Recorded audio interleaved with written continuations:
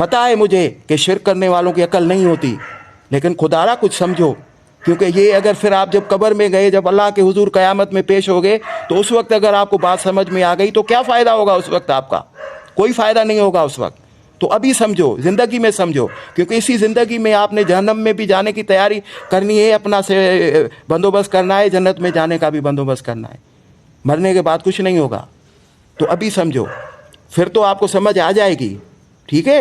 پھر تو 100% ہر بندے کو سمجھ آ جائے گی۔ تو یہ جو میں نے شرک کیا، یہ جو میں نے ظلم کیا، یہ جو میں نے رسول اللہ صلی اللہ علیہ وسلم کے حکم کی خلاف ورزی کی، اس کے سنت کے طریقے کو چھوڑ کے میں نے جو ہے نا یہ بدعتیں اور شرک میں مبتلا ہو گیا، پھر تو آپ کو پتہ چل جائے گا قبر میں جانے کے بعد تو۔ لیکن فائدہ کیا ہوگا پھر؟ کوئی فائدہ نہیں ہوگا۔ اس لیے ابھی اپنی زندگی میں سمجھو اور شرک سے توبہ کرو اور قرآن پاک کو سمجھ کے پڑھو اور رسول اللہ صلی اللہ علیہ وسلم کی تعلیمات، صحیح بخاری، صحیح مسلم، ابن داؤد، ابن ماجہ، سمجھ کے پڑھو ساری حدیث کی کتابیں۔ ابھی اپنے آپ کو بچاؤ آگ میں جانے سے، بعد میں کوئی فائدہ نہیں ہونے والا۔ تو خدا را کچھ عقل سے کام لو۔ جیسے دنیا میں آپ اتنے ہوشیار ہو نا، آخرت کے لیے بھی تھوڑا ہوشیار بنو۔ جتنا دنیا کے لیے 100% آپ ہوشیار ہو، صرف 10% بھی آخرت کے لیے آپ ہوشیار کرو نا، آپ کے سامنے حق واضح ہو جائے گا۔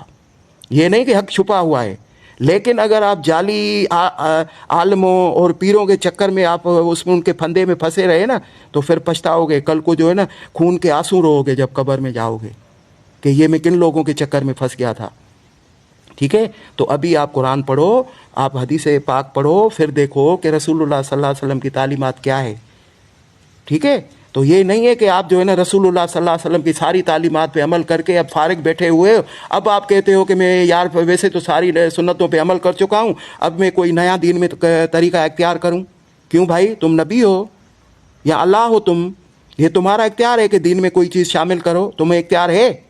یہ تو اختیار اللہ اور اس کے رسول کا ہے کہ وہ کوئی بھی دین میں نئی چیز شامل کریں یا کسی چیز کو ہٹا کے اس کی جگہ پہ دوسری چیز لے آئے، وہ تو اللہ کا، یہ جو ہے نا اللہ کا حق ہے یہ۔ تو کیا تم اللہ ہو جو اللہ کا حق استعمال کر رہے ہو، رسول اللہ صلی اللہ علیہ وسلم کا اختیار کر رہے ہو کہ اپنی مرضی سے آپ دین میں چیزیں شامل کرتے جاؤ، شامل کرتے جاؤ، شامل کرتے جاؤ؟ کیا نبی صلی اللہ علیہ وسلم کا دین میں آپ کو مزہ نہیں آتا کیونکہ اس میں کھانے پینے کے چکر نہیں ہے اس لیے؟ ہاں، تو کیا ہمارا دین جو ہے کھانے پینے کے لیے؟ کھانے پینے کے لیے اور پروگرام ہے، آپ کھاؤ، آپ دعوت کرو، آپ کو منع تو نہیں ہے، لیکن دین کے نام پہ آپ دین میں اضافہ کر کے کھاؤ، یہ تو آپ بدعت شامل کر رہے ہو دین میں۔ اور نبی صلی اللہ علیہ وسلم نے کیا فرمایا ہے؟ کل بدعت ضلالہ، کل ضلالۃ فی النار، ہر بدعت گمراہی ہے اور ہر گمراہی جہنم میں لے جانے والی ہے۔ تو ایسا کام آپ کھانا کھا کے آپ جہنم میں کیوں جا رہے ہو؟ آپ ایسے کھاؤ، دعوت کرو، کسی دوست کی دعوت کرو، خود گھر میں کھاؤ، آپ کو منع ہے، دین نے منع کیا ہے۔ لیکن دین میں آپ کو یہ اجازت نہیں دی گئی کہ آپ جو ہے نا دین کے نام پہ آپ نئی نئی چیزیں دین میں شامل کرتے جاؤ۔ رسول اللہ صلی اللہ علیہ وسلم نے بھی نہیں کی وہ چیزیں، کسی صحابی نے نہیں کی، کسی اہل بیت نے نہیں کی، اور آپ دین میں اپنی چیزیں شامل کرتے جاؤ، شامل کرتے جاؤ، صرف اپنے پیٹ کے چکر میں۔ آپ ان پیٹ کے چکر والے ملوں سے اپنی جان چھڑائیں اور رسول اللہ صلی اللہ علیہ وسلم کے متبع ہوں۔ اللہ تعالیٰ نے ہمیں حکم دیا ہے اطیعوا اللہ و اطیعوا رسول، حکم مانو اللہ کا، حکم مانو رسول پاک صلی اللہ علیہ وسلم کا۔ اللہ تعالیٰ قرآن میں فرماتا ہے تمہارے لیے رسول اللہ صلی اللہ علیہ وسلم کی زندگی میں بہترین نمونہ موجود ہے۔ تو آپ کیوں ادھر ادھر بھاگتے ہو؟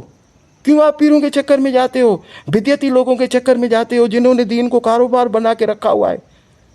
جنہوں نے دین کو کاروبار بنا کے رکھا ہوا ہے، آپ ان کے طریقوں پہ کیوں چلتے ہو؟ آپ اللہ کے رسول کے بتاؤ طریقے میں کون سی آپ کو کمی نظر آ رہی ہے کہ آپ اس پہ نہیں چلتے اور دوسرے طریقوں پہ چلتے ہو؟ آپ جتنا چل سکتے ہو رسول اللہ صلی اللہ علیہ وسلم کے طریقے پہ چلو نا، دوسرے طریقوں پہ کیوں چلتے ہو آپ؟